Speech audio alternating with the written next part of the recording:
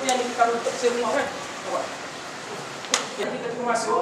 Ambil langkah barat laut tu, dia tarik pisau. Tadi cuba. Bila buat langkah barat laut tu, cuba tarik pisau. Dapat ke tak dapat? Okey, kita buat macam tu. Okey. Dari sini boleh masuk ke break. Follow tegur terus. So masa ada pisau, dia dah dapat buat pisau. So jadi boleh lock. Cuba dulu. Okey. Dari sini kita kat terus bawah. Naik balik situ dan letak. Ingat kepala. Wah, stop, tak.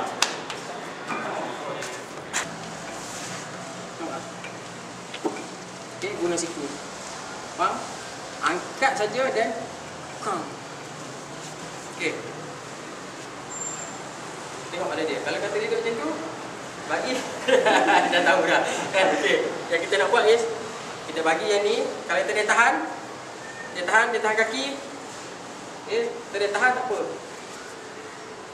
Okey.